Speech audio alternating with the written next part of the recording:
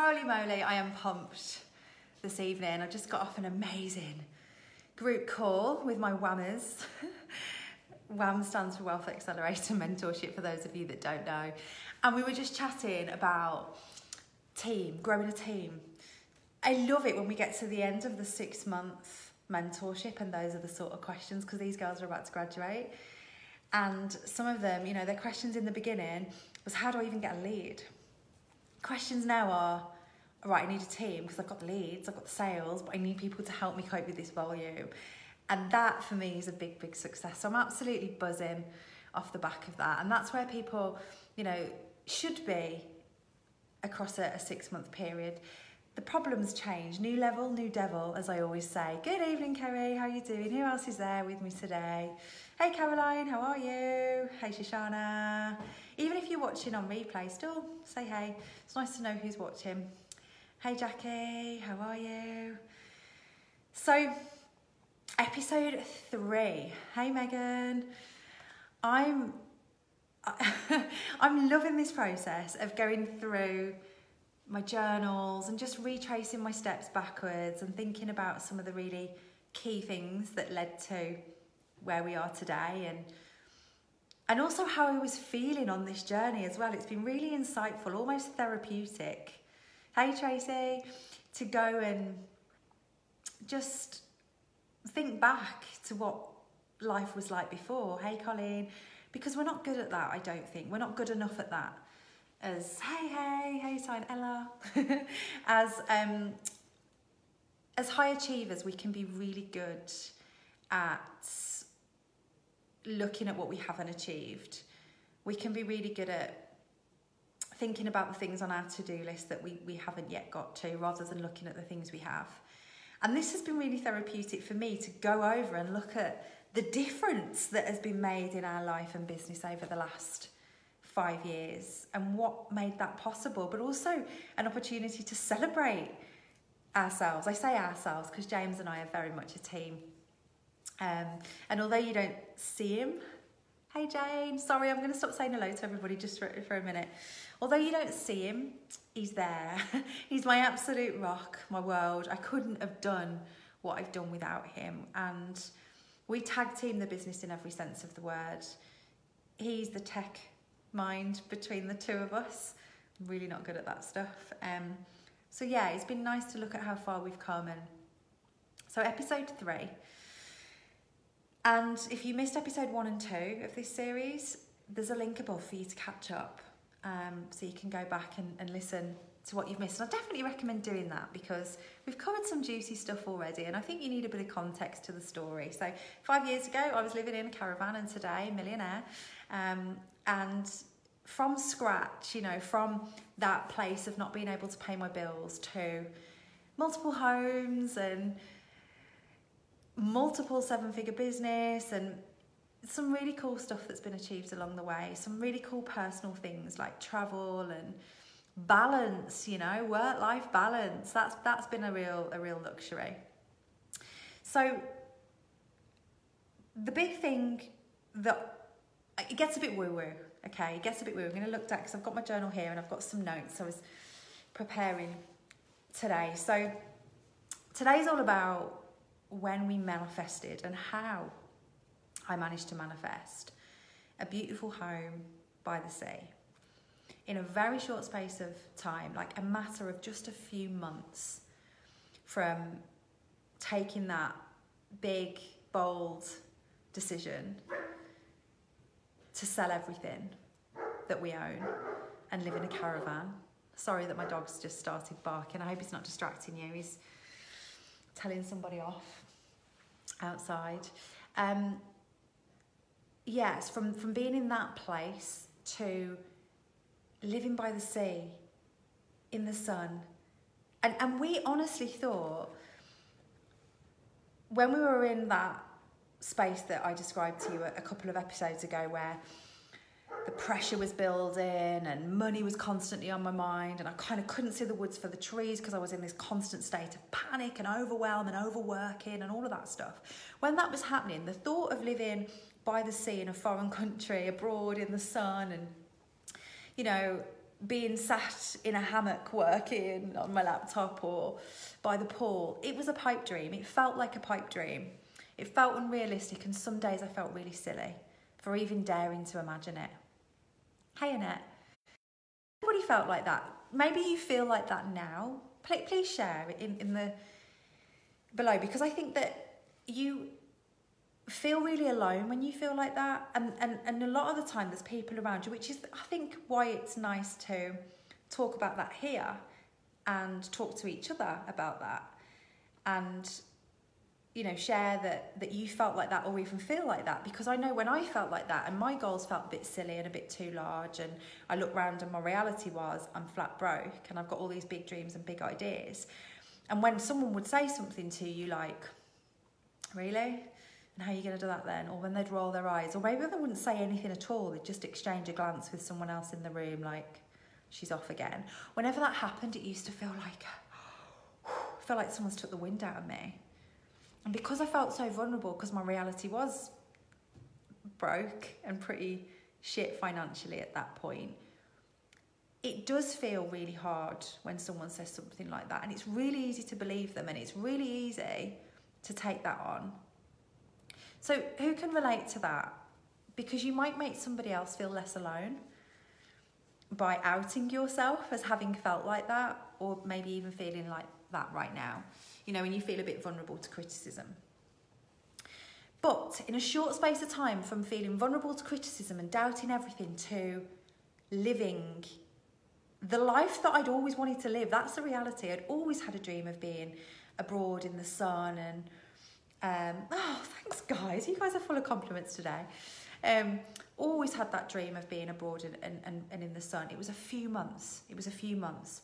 Now the big thing that had happened, that was the catalyst here, that I can see from reading my journal and some of the things that I was saying, is that I'd learned to trust myself. I'd learned to trust myself more. Because even though people were still rolling their eyes, those things didn't stop. People were still giving me their opinion when I hadn't asked for it. People were still telling me things like, you're mad for doing that, why are you doing that, what about this, what if this happens, what if that happens, all of that stuff. That was still happening, but I'd learnt to trust myself. And the reason is, my first decision to move into the caravan, it had paid off, and it had paid off really quickly. It felt good, and even though people were saying to me, I can't believe you're doing that, you're mad, you are, oh my God, you know, even though people were thinking I was having some sort of breakdown, the reality is it had paid off, because in that first 90 days, I'd managed to earn the money I needed to go back to the big house if I wanted to and pay my bills quite comfortably. I didn't want to do that, and I wasn't going to go backwards, but I could. So it paid off. So I look back now and I can see that that was the first step in me trusting myself. And because I'd instilled a little bit more trust in myself, when I felt the next urge to change, just a few months in, I started to trust that too. So one of the first things that I want to share with you that's a big lesson in this part of the journey is, around this time, had started to just offer things up. For me, to God. I shout at God when I get angry. I get mad at him, but I also sometimes just surrender to it. And whenever I just surrender and go, okay, show me what I need to do next, I always get given signs when I just bloody open my eyes and ears and listen and look for them. And I remember doing it again around this time, because I'd started to feel a shift. So we were in the caravan, we doubled our income, great. We were earning enough now to breathe. I'd got money to spend and invest on my personal and professional development. Things felt more comfortable. I started to feel excited again about the future, and I started to feel a shift. Started to feel like I was coming to the end of my chapter now. Like, kind of, it served its purpose. It had taught me some really powerful lessons. It had helped me recognise that I don't need a load of stuff to be happy, and that took a lot of pressure off as well. There was lots and lots of hidden gems in there, and I knew it was time to shift. I knew I could feel it, and I remember saying to James out on a dog walk one morning, I feel like I'm being shifted now, like out of the caravan. And I can remember his face, because he's like, And bear in mind, we've just sold everything we own. We've got this caravan out on finance as well because we couldn't afford to buy it outright in the beginning. We'd made some pretty big decisions, and here I am going, I feel like it's time for a change. And he's like, more change? Bless him, he's always trusted me though, and he's always supported me. And I was like, yeah, I feel like it's time for the next chapter. And the first thing I want to say to you here is, do that, trust that. Offer it out, ask for signs, whether it feels woo-woo and silly or not, because it's never failed me. It's never ever failed me. And here's what happens. So a friend got in touch very shortly after. I was out on this dog walk, and I remember saying something like, God, I feel like it's time for the next chapter. Show me the next step to abundance. Show me the next step to my goals. Just guide me and show me. You know, I'm totally surrendering to this process. A friend got in touch very shortly after. It was either the same day or the day after. It really wasn't long. It was like 24 hours tops. A friend reached out and asked me to co-host a retreat with her in Lanzarote. And it's the first retreat I was ever going to run, so which is funny now looking back, because we've run so many retreats over the last few years, and it was actually where I fell in love with hosting retreats. This was the start of it. But my friend at the time, Joe, reached out and said, I've got this idea, I want to co-host this retreat. I'm wondering if you'd co-host it with me. It's in Lanzarote. And my initial reaction was, Lanzarote? That's what I actually said. I'd never even been. So it wasn't like I had anything to say about this place, this island, that was justified. It was just something I'd heard. And it had never been somewhere that I'd really had a goal to visit. And that's the truth. I wasn't bothered about going, but it wasn't about that. I was being asked to co-host a retreat, and something in me went, yes. This is one of those moments where you just have to say yes. Now, the thing is, the reason this was bold at the time and took some courage and frightened me is I'd never hosted a retreat before, so it was well out of my comfort zone. I didn't have a big story to tell. And a lot of people say this to me, I don't have a big story, I haven't hit the millions yet, I haven't hit six figures yet, what can I teach anybody, how can I charge people to learn from me? And there's lots of conceived limiting beliefs that we have when starting out. And around this time, I can remember all those coming to the surface because I didn't have all that big extravagant achievement to talk about. I was living in a freaking caravan, for God's sake. But what I could teach people was how to generate an income that meant you didn't have to have your full-time job anymore. For me, that was £3,000 a month. What, like $4,500, $5,000 or whatever that works out to be, depending on where you are. And that was all I needed to not have to worry about going to the job anymore. And what I realised was there's a lot of people that just want that. There's a lot of people that's the first goal for them. That's the thing they've got their eye on. That's the thing that's going to make the biggest difference in their life right now. And I've done it, and I can show people how to do it. And I would be honoured to show them how to do that in a retreat environment. And I actually think that would be really valuable. I didn't have money to spend. I wasn't spending money still at this. I got money now, and we could breathe. I still wasn't spending it. I was investing it a lot, but I was still not spending. I wasn't going out and getting new clothes or, splashing out on meals or celebrating too hard, because I was too focused on the fact that I'm not done yet. I am not done yet. Could I have probably celebrated a bit more of these milestones? Probably. But I was just so focused on, that was just a small stepping stone. We're on to the next thing. And what I would say about that is I'd got to pay for this venue. I'd got to pay for a villa to host this retreat. So I'd got to invest in that. I'd got to invest in my flights. I'd got to invest in my own accommodation to sleep in Lanzarote. I'd got to invest time and energy into putting this retreat together. But something in me was going, yes, just go for it. And I did. And here's the thing. When it comes to me just saying to people, come to Lanzarote and learn in an environment where you haven't got to worry about putting the clothes, washing on, or doing the dishes, or taking the kids to school. You can just focus in on learning from us for 1 week. And I'm going to show you how I took my income from 0 to 3,000 a month, step by step. Let's break it down. And of course, people wanted to be there, and they came. So, lesson: bet with the chips that you have, no more. You don't need to come up with this big extravagant story for you to be able to help someone. Bet with the chips that you have. The reason I say no more on the end of that is because there's no need to claim that you've done more than you have. There's no need to worry that you need to be more than you are right now. You know things that are valuable to somebody else. You can do things that somebody else can't do. You've had experience that somebody else hasn't had. And all of that is valuable. We're never going to feel like the finished product. We're never going to feel perfect. We're never going to feel like we are ready. Ever. And no one's ever going to come up behind you and put their hand on your shoulder and go, it's time. You're ready now. No one's going to do that. You've got to make yourself ready. You've got to put yourself in that position. And sometimes that means being really, really uncomfortable. How many of you, honestly, how many of you have talked yourself out of doing something because you've convinced yourself you're not ready yet, you're not there yet, you're not where you need to be yet? Probably fucking all of you. But seriously, tell us if you have. Because again, this space on a Monday is about us sharing things and going, yes, me too, yes, I can relate to that, because then we're not alone anymore. Because you can feel so lonely as an entrepreneur, because most people around you are living ordinary lives, ordinary results, ordinary thinking, and you feel like an alien sometimes. I've gone through most of my life feeling like a freaking alien, and then I found my people and realised that I'm all right to be weird. So we're in Lanzarote.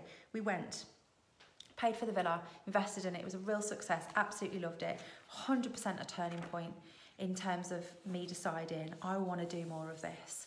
And I remember writing down on my goal board, hold regular retreats.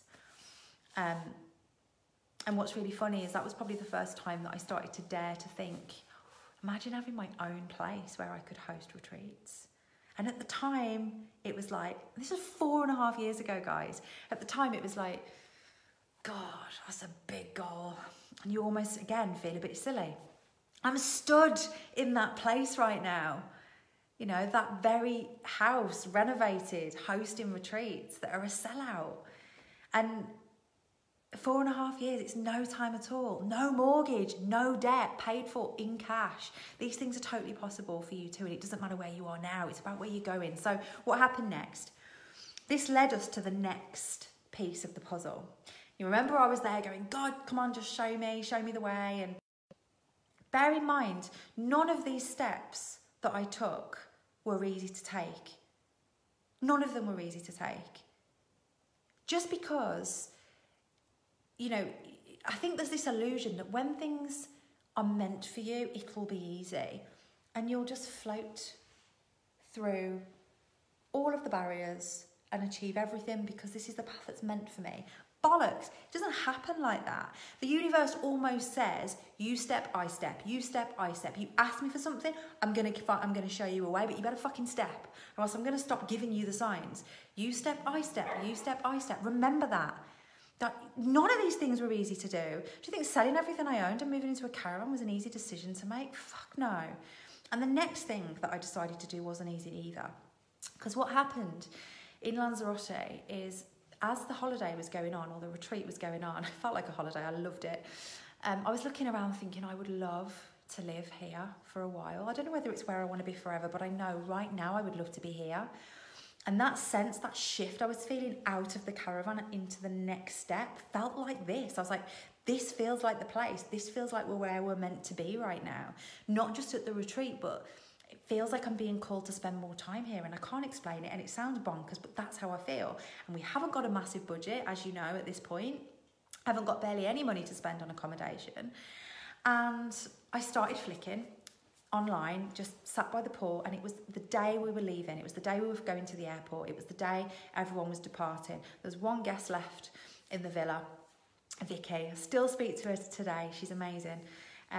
We became really good friends, and that trip actually was one of the things that cemented that friendship. She was sat by the pool, and me and James were inside chatting, and I got on the phone and I started scrolling through short-term rentals, and nothing come up. I kid you not one freaking short-term rental. Jackie lives in Lanzarote, has done for the last 16 years. Jackie, you'll tell everybody, you'll vouch for me on this, and anybody else that has any experience with Lanzarote will vouch for me on this, that you cannot get rentals as in like longer term. When I say short term, I mean like 3 to 6 months to rent. it's a holiday destination, and people make quite a bit of money renting their house out on a weekly basis to holiday makers. They've got no incentive to rent it long term and have somebody in there for a less amount. So there was just nothing. I'm not even joking, not one property came up on the search. And I was like, oh, well, maybe this isn't where we're meant to be. And you start to second guess yourself, right? You start to doubt. Big mistake. Just because things don't just work out like this doesn't mean they're not meant for you. It just means that you might have to go through things, over things, round things to make it happen. As I said, these things aren't always easy because they're meant for you. So I was like, no, I want to be here. I feel right. It feels right. So I'm not going to just give up because things got a bit tough. I'm going to offer it up and go, show me how. I got a pen and paper out. I was like, the first thing when you're setting a goal is you have to be specific, right? You have to be really specific. There's no point in just kind of setting a wishy-washy goal. You've got to get really clear. So James and I sat down, pen and paper, we wrote like a wish list. And it was really clear. It was like, I want it to be a space where I could hold my own retreat. So it needs to be quite large, which sounds ridiculous on our budget. I wanted a space where family could come and visit because I'm really close to my family. And the thought of leaving them and going to another country was really out of my comfort zone. I want it to be with a view of the sea. I want to be close enough to the sea to be able to see it. I want to be close enough to towns to be able to like go out for dinner and nice walks. And there was a big list. I kid you not, I fucking kid you not. And the lady that messaged me will vouch for me on this. There's a lady that lives on the island that I knew. I didn't know her very well. We'd only spoke a few times. It was a very new like relationship, friendship. I messaged her. I knew she'd lived there many years. Her name's Ange. I messaged her and said, James and I are thinking about spending 3 to 6 months on the island to see if it might be somewhere we want to spend more time here. I'm online looking if there's any short-term, long-term rentals to get a gauge for price, and I can't see anything at all. Am I looking in the wrong place? She came back and said, no, it's really, really hard to get rentals, but however, and then told me her story. So there'd been a change of circumstances in her family, which had meant that there was a property that her mum was willing to rent out more longer term. In fact, wanted to rent out more longer term because it was a property that was very sentimental. And she was like, do you want to come and look at it? I was like, we literally go to the airport in like an hour and a half. She was like, cool, I'll come and pick you up now. I'm not kidding. This is how quick it happened. It was freaking incredible. She come and picked me up. We looked at the property. Cut a long story short, it ticked off every single thing and more. We loved it. Bear in mind, we were living in a caravan as well, so it was a massive upgrade. And all I could think was, it's just the price now, it's just the price now. So I said to her, look, we love it. If the price is doable for us, I'm sure we'll absolutely take it. Obviously, we'll go away and have a chat. But she then messaged a couple of days later when we were back in England with the price that her mum was willing to let us rent it for. And it was bang in our price budget. Like, how could you have predicted that? How many of you, honestly, be really honest, maybe give this emoji. In fact, let's do something different. Give me a really funny GIF right now. Just go and find the funniest GIF that you can that will make me laugh when I go back and read the comments. To represent how many times, honestly, you have reached a stumbling block and thought, oh, it's just not possible, and then shrunk the goal. Change the goal and gone, okay, maybe we'll settle for this instead, or maybe we'll just push it back 12 months and then stop looking for a way to make it happen. Honestly, give me a GIF if you've done it. Be honest, I've done it. I've done it loads of time previously, but right now, in this part of the story, I had made a conscious decision that, no, that's not what I do anymore. I trust myself and this feels good, so there must be a way. There must be a way. And the way showed up. 6 weeks later, we moved. 6 weeks later, we moved to Lanzarote. And the big message here is get specific and don't worry about the how. Because if you're all stuck in your head with the how, you miss sometimes the magic that can be going on around you. So easy done. And I'm guilty. I've done it. Can't see any funny gifts. Or can I not see them when I'm live? I don't know. I'll have a look when I'm not live. So, what else? Okay, freaky deaky story for you before I tell you what we're going to be talking about next week, because this will blow your freaking mind. So, when I got back, been trying to do gifts. Oh, maybe you can't do it when I'm live. That's interesting. When I got back to England and we'd made the decision, 6 weeks we're moving, we had to sell the freaking caravan. No gifts on live videos. Oh, sorry, Sherilyn. Sherilyn's one of my social media managers and content creators, and like, I always do dumb shit, and I know she's just on the other end of the phone going, oh no, Michelle, you can't do that. Just having one of those moments, I think. So when I got back, I was like, James, right, let's do this. Sell the caravan, got rid of everything. Again, we were literally reduced to a suitcase. Put some like sentimental things in storage. And 6 weeks we'd got, and we lived with his mum actually for 6 weeks. Bless her, she just took us in while we were in that transition period of being able to fly out. Anyway, I had a reading, and I don't even remember the girl's name, so before you ask me, there's no point because I forgot, and I've thought about this many times since. Somebody recommended her to me, a medium, stroke clairvoyant, and she'd had her mind blown by her, and she said, I'll tell you what, she's freaking amazing. She'll do a telephone call with you. Doesn't have to know your name, anything. You can send her a text, she'll book you in, more information, and then she just calls you at that time and reads for you. I was like, ooh. So anyway, here's what she said to me. She was like, you're going to be working from a different location, and you've been making big changes, and then she said, you'll know that you're on the right track and that you're following the guidance that you've been given when you can see the lighthouse. You'll know you're home when you can see the lighthouse. And I was like, oh, okay. And I'll be honest, I got off this reading thinking, yeah, some of the things were all right, some of the things were quite generic. I don't know, it was all right. It didn't like blow my mind. Anyway, first night in the villa in Lanzarote, there's gifts, I can see gifts appearing. Somebody's figured it out and proved everybody wrong that you can do gifts on live videos. How have you done it? Whoever's just done it, tell us how you've done it. I bet it's Sherilyn. I bet Sherilyn's done it. If someone was going to work it out, it was probably her.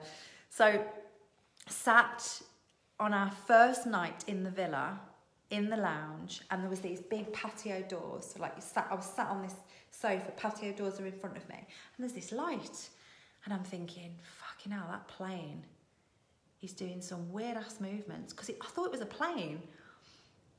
And I'm like, James, is that a plane? Like, what? Because I couldn't work out what it is. And he was like, if that's a plane, it's in freaking trouble because it's doing circles. So we went out and we're looking. And then it hit me. It's a fucking lighthouse. I literally got goosebumps all over. I hadn't seen it when we'd been up there in the day because the coast, although we could see the view, it was quite a distance, this lighthouse. And in the daylight, you would never have noticed it. But at night, it just kind of lit up. And I was like, oh my God. It's just like that confirmation from the universe that you're on the right track. What's the difference between universe and God? Somebody asked me this the other day. They were like, sometimes you say God and sometimes you say the universe. Here's my understanding of it. And I'm no spiritual guru or teacher. Take it if you want to take it. Leave it on the table if you want to leave it on the table. But because this is a bit of a woo-woo episode and I'm talking about some of this stuff, here's my interpretation through the research, downloads, and work that I've done on my spiritual growth. For me, God is the highest intelligence that is the creator of all things, that we can, almost orchestrates everything and responds to us when we reach out for help, responds to us with little clues and ways that we can kind of do things differently, or it might be chance encounters, or that's like the intelligence that governs everything. And the universe is almost like the matrix that was created by him or her, that we operate within to have this human experience. And it's that universe is full of intricate little details that, mean that things like the law of attraction and manifestation is possible, and karma and all these other things that we kind of allude to in the Western world is possible within this matrix of the universe. But the higher intelligence, God or source, or I don't know, whatever you call it, it doesn't matter whether you even follow a religion, is different to that because it's the creator. So that's my understanding, and that's why sometimes I'll say, I was talking to God, and other times I'll say the universe responded, because I see those two things are being different. So the intelligence, the all-knowing creator of the matrix, and then the matrix itself, which kind of moves with us and gives us what we focus on and produces abundance when we have abundance thoughts and all of that stuff. So the next 3 months that we lived in Lanzarote, we then doubled the income again. So when we first arrived, everything was a bit tight. You know, we'd now got rent again, but that was all right. We were really, really excited. And we just got our heads down and being in the sun and in an environment that made us feel more abundant. And we just leveled up again and went to, well, between 6 and 10K a month.